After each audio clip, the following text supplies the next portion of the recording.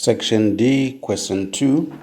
You've just been posted to Luamfumu Health Center as a sister in charge. After a few days of working, you realize that nurses rarely document what they do, including the care given to patients. Define documentation 5%. The definition for documentation I have here is documentation is a communication tool for exchange of information stored in records between nurses and other users. Documentation is a communication tool for exchange of information stored in records between nurses and other users. A2. List 5 types of records used in healthcare system. 5%. Number 1. Out of the 5 types of records used in healthcare system, the first one is we have patients' clinical records. These are the doctor's notes that we have in which we document the management, the medical management, the surgical management, or the obstetric management, or the pediatric management of patients. The second one is individual staff records. These are the files for each staff member who work in a department. This can be your qualification, this can be your leave form, this can be a file which collects all the information, all the records of the staff who work in that particular department. The third one, we have ward records. These are records of activities which take place in the wards. These records can include minutes of meetings which are conducted within a specific department. Also, we have the fourth one, which is administrative and educational records. These are records which records all administrative activities which take place in the department, and this can include leave, these can include duties, these can include sick note. So all the documents which are relevant to administrative issues as well as educational records, they are kept as such. They are also another type of records that we have in healthcare system. We also have the fifth one, which is inventory records. These are records which we use to take note, to register the assets which are in a particular department. For example, we can talk about inventory list that you can find on the wall or behind doors in specific departments. Then we also have manual records, which are for the specific equipment which can be used in specific departments. Part C. Discuss the importance of documentation and reporting in nursing practice. The first one is it facilitates communication among nurses and other healthcare providers, their assessments about the status of the patient, nursing interventions being done, and the results of these interventions through accurate documentation, which decreases the potential for miscommunication. So it facilitates communication among nurses and other healthcare providers, their assessments about the status of the patient, nursing interventions being done, and the results of these interventions through accurate documentation, which decreases the potential for miscommunication. So the importance that we have here, a very good example is we have a patient who is in the ward where when a doctor sees a patient, they write in the notes. When a physiotherapist sees a patient, they write in the notes. When a dietitian sees the patient, they write in the notes. So this can become a good tool for documentation of all activities that is happening on a patient, and the communication will be between among the healthcare providers who are involved in the management of the same patient.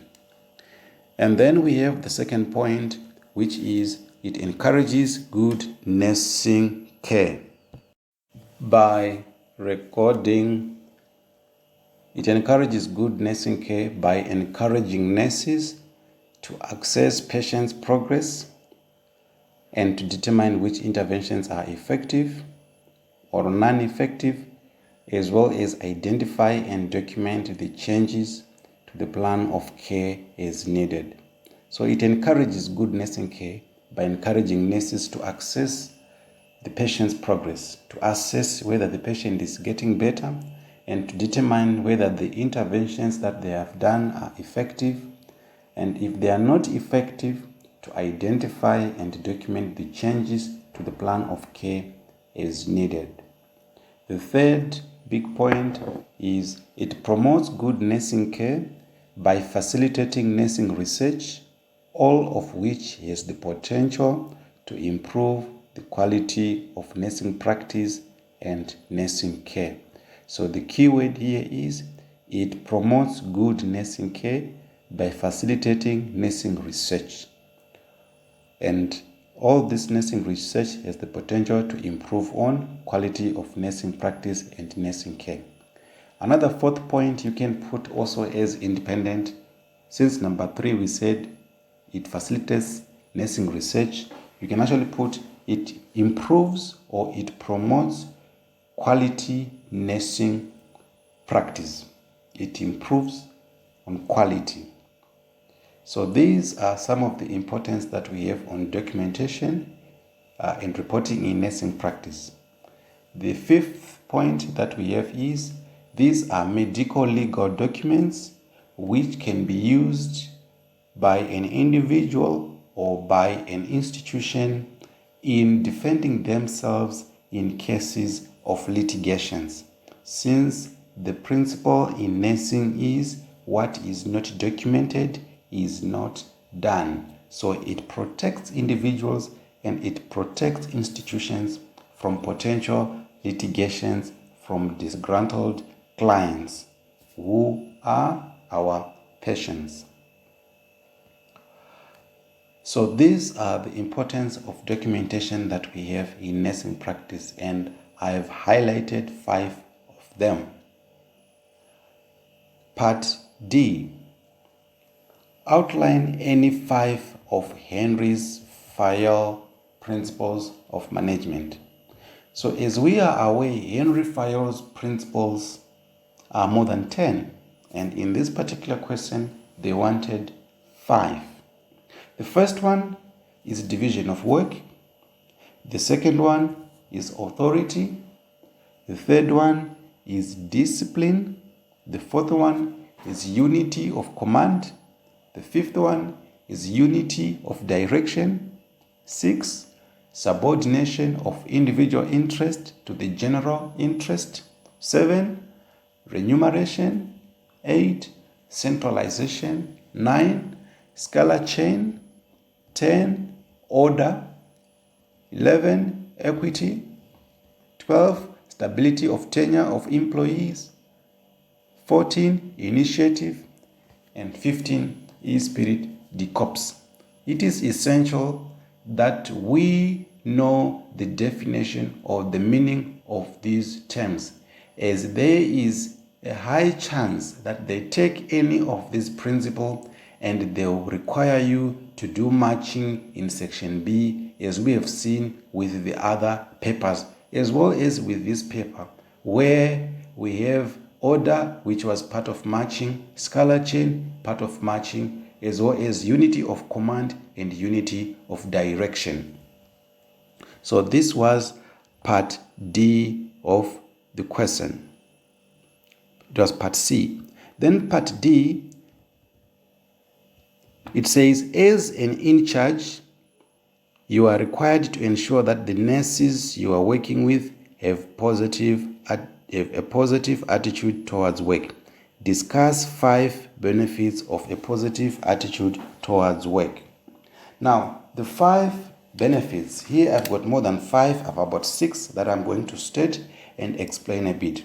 The first benefit of a positive attitude towards work is 1, it improves or it encourages a positive environment which is created. So basically it creates a positive working environment which is conducive for everyone to work harmoniously and to give the best in an environment without any conflict. Number 2, it helps to achieve goals and career success. So a positive attitude will encourage an individual to achieve their goals as well as their career successes easily.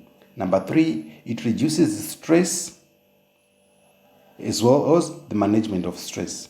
Number 4, there is better health that an individual can accrue by having a positive attitude towards work. Number 5, it increases productivity levels, meaning to say we are more likely to achieve more when we have employees or when we have subordinates who have a positive attitude towards work. Number 6, it produces more energy. When somebody has a positive attitude, they are more likely to have their energy levels high. What does it mean? It means there is reduced fatigue. It means they are able to work even in most stressful environments, still with their energy reserves intact.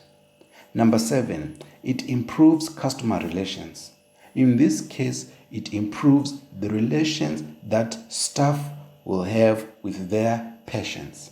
So the customer relations is of importance in any clinical environment, as it also helps patients in recovering and recuperating from their conditions faster. So these are the 7 benefits that we have. The benefits of a positive attitude towards work. This question required only 5, and here I've just elaborated on the 7.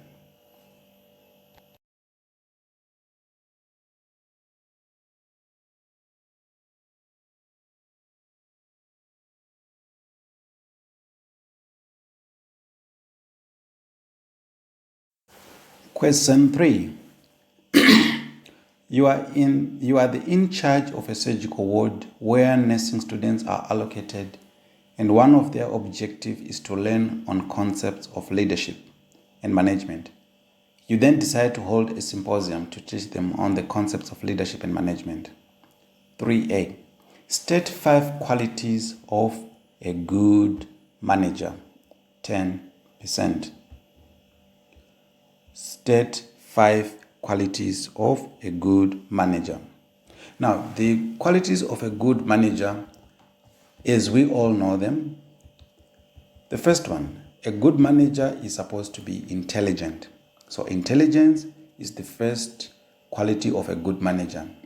This means that it is not necessary knowledge about detailed or highly specialized matters, but good common sense. So a person should just have the intelligence, which in other words people can say should just have wisdom in quotes. But the key word here is intelligent, to be able to read the situation. A good leader is supposed to have integrity, point number 2. This is the capacity to set standards of personal and official conduct, which will command the respect of others. When a person has integrity, they have honesty. They say what they live, what they say. So integrity is point number 2. Another quality is persuasiveness.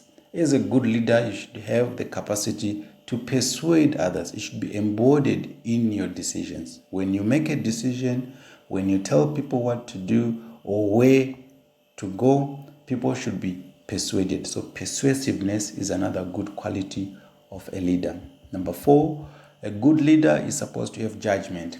This is the capacity to know the strengths and weaknesses of the people one works with and how to obtain their maximum usefulness to the organization. Number 5, a good leader who is a good manager is supposed to have loyalty. This is devotion to a cause and also to the persons with whom one works, and willingness to defend subordinates against external attack. So loyalty is one quality of a good leader, and that is quality of a good ward manager. Then part B, discuss any 3 leadership styles. Discuss any 3 leadership styles. We have so many different types of leadership styles, of which they only need 3. The first one, we have democratic leadership style. Democratic leadership style encourages team members to participate in the decisions which need to be made. It creates a form of shared leadership where each team member is invited to share their knowledge, experience, or opinion about a project or a situation. Democratic leadership in an organization involves the redistribution of power and authority between employees and managers to provide employee involvement in decision making. It encourages employees to be a part of the decision making process. It will use this leadership style, most of the time it encourages everyone's participation and it improves staff morale. The communication in this type of leadership style is its unidirection. There is a top-down and a down-top direction, meaning managers can communicate with subordinates and subordinates can communicate with their managers when it comes to issues to do with decision making. There is more progress with this type of leadership. There is high morale with this type of leadership. And there is good cohesion among team players. The second one is dictatorship, which other people can call an authoritarian leadership style. It is a style of leadership where there is always personal control by the leader or manager over the decision-making process for the team.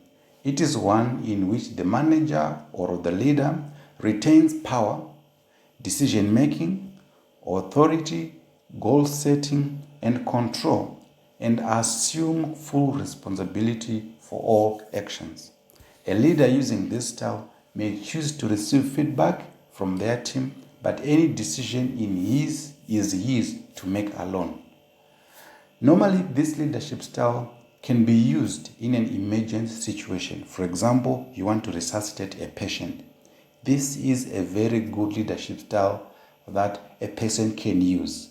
For a person does not waste time in asking why, but they just do as they are ordered or commanded. So in another third style that we have what is called a bureaucratic leadership style. Bureaucratic leadership style is where the manager manages by the book. Everything is done according to the procedure or a policy. If it isn't covered by the book, the manager refers to the next level above him or her. This manager is really more of a police officer than a leader. He or she enforces the rules. Bureaucratic leaders also tend to prefer rules, laws, or regulations that are rigid. This style of leadership can be used where there are subordinates who need to understand certain standards and procedures, or in performing routine tasks over and over again. For a good example is when we have the way we do dam dusting, the way we do infection control.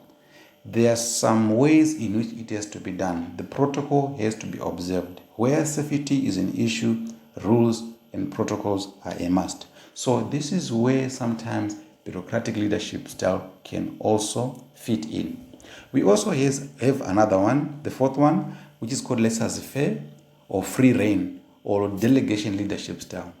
Now, laissez-faire leadership is also known as delegation leadership. It is a type of leadership style in which leaders are hands-off and allow group members to make the decisions. The leader is only a figurehead or ceremonial. He or she does not give any direction. A free rein does not lead, but it leaves the group entirely to itself. The leader leaves workers without direction, supervision, or coordination. Such a leader allows maximum freedom to subordinates. This leadership style can be used when you are dealing with non-critical issues, where subordinates will have the freedom to make their own decisions. And it is also a leadership style which works very well in an environment in which people are highly motivated. So people with focus, people who are motivated, this is a type of leadership to use for them. Part C, explain 5 barriers to communication. Now, barriers to communication, there are many. What we have for this question, it had 20%. So the barriers that we have to communication include, number 1, emotions. Emotions can be a barrier to communication. How the receiver feels when a message is received, it influences how he or she interprets the message, and that can be a barrier. Filtering. Filtering, this is deliberate manipulation of information to make it appear more favorable to the receiver. It can also be a barrier to communication. Information overload. Managers have a lot of meetings, emails, messages, calls, faxes. So when the information is overwhelming to a particular individual, they might not be able to perceive or receive message sent to them clearly. So they tend to forget. So it can be a barrier to communication. Defensiveness is a barrier to communication. Language differences can also be a barrier to communications. Expectations and prejudices, which may lead to false assumptions or stereotyping, is also a barrier to communication. People often hear what they expect to hear rather than what is actually said and jump to incorrect conclusions. And the 7th one is cultural differences. We also have others which are also quite common barriers to communication. These are language, as we said, culture, attitudes, unclear message, perceived ideas above the center, and jargon. We also have other physical barriers which can be noise, medium used, and language again. Mental barriers. These are barriers due to the cognitive ability of one. Attitude about the sender, as we said, level of education, skill in sending the message, level of understanding, perceptions, and poor listening. All these are barriers to communication. We move on to part D of the question. Discuss the following functions of management. Now, the first one we have is planning.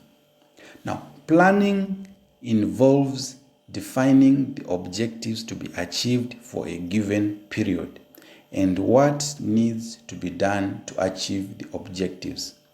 Managers develop the objectives in line with the overall strategies of the organization. So planning is the first or one of the first stages which is involved in the management function.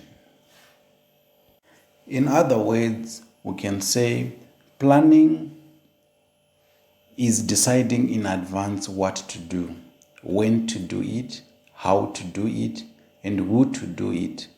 It can also be defined as the process of setting goals, developing strategies, and outlining tasks and schedules to accomplish the goal. Through planning, one will be able to determine what needs to be done, who to do it, and when to do it. For example, making a timetable for the ward and the duty allocation each day.